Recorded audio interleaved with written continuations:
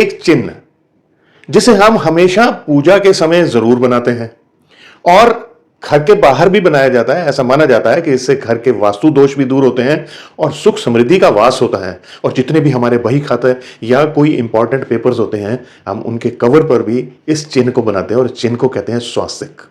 स्वास्तिक का अर्थ है शुभ होना। अब ये स्वास्तिक बहुत तरीके से लोग बनाते हैं और अक्सर सवाल लोग ये पूछते हैं और कई वीडियोस भी हैं सोशल मीडिया पे जिसमें इस बारे में बताया गया है कि इसे कैसे बनाना चाहिए।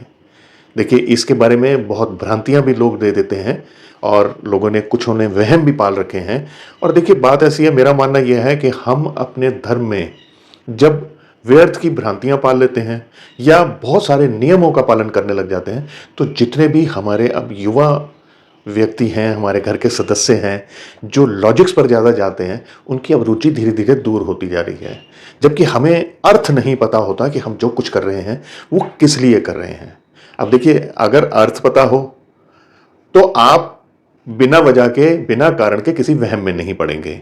दूसरी बात यह है कि अगर आपसे ये स्वास्तिक गलत बन भी गया है तो कुछ अनर्थ नहीं होगा इससे। हाँ, इतना मैं जरूर मानता हूं कि जो हम अपेक्षा करते हैं कि हमें इस स्वास्तिक बनाने से लाभ मिले, वो शायद हमें नहीं मिल पाता है या उतना नहीं मिल पाता जितनी हमने अपेक्षा करी होती है। तो जो जैसे आपने आज तक बनाया है, इससे कोई वहम नहीं है। जो मैं आपको तरीका बताने जा रहा हूं, ये तरीका मैं कुछ लॉजिक्स दूंगा, आपको अगर अच्छा लगे, आपको समझ आए कि ये मैंने जो बताया ये ठीक है, तो आप इसे अपना लीजिएगा, इसी तरीके से आगे से बना लीजिएगा।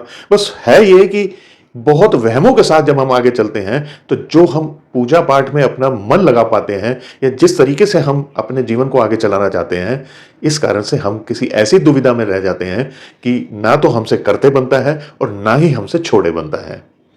तो आइए शुरू करते हैं। मैं आपको बोर्ड पर ले जाता हूं, आपको बताना चाहता हूं कि इसे बनाया किस तरह से जाता है और इसका अर्थ क्या है। जबकि इसे हमेशा या तो रोली से, जो लाल रंग की होती है, सिंदूर केसर के पानी से, या इसे हल्दी को थोड़ा सा पेस्ट बना के वैसे बनाया जाता है। बनाना इसे सीधे हाथ से होता है और अनामिका उंगली यानी आपकी रिंग फिंगर, उससे बनाना चाहिए इसे। देखिए, इसमें एक बात ये कही जाती है कि इसकी लाइंस आपस में क्रॉस नहीं होती। अब इसके पीछे इसका अर्थ मैं बता देता हूं ये शुरू करने से पहले, कि लाइंस जो इसकी हैं उसके पीछे मेन कारण ये होता है कि जो ये लाइंस हैं ये किसी ना किसी इंद्री को हमारे ये रिप्रेजेंट करते हैं और 16 इंद्रियों का हम इसमें समाहित करते हैं। उनकी ऊर्जा को हम एक जगह पर केंद्रित करते हैं, इसलिए ये लाइंस आपस में कटनी नहीं चाहिए। अब जैसे ये जो मैं पहली लाइन बना रहा हूं, ये लाइन है धर्म की और इसे मैं मिडिल में लाकर छोड़ रहा हूं। दूसरी लाइन बना रहा हूं, ये है अर्थ की। तीसरी में बना रहा हूं, ये है काम की। और चौथी लाइन जो मैंने बना रही है ये है मोक्ष की। आपने ये नोटिस किया होगा कि मैंने बाहर से अंदर ले जाके इनको केंद्र में मिला दिया है। ये पहली जो लाइन है, ये देखिए हमने क्लॉकवाइज करना है। पहली लाइन जो है वो है ईस्ट के क्षेत्र में होना, अपने ईस्ट के क्षेत्र में होना।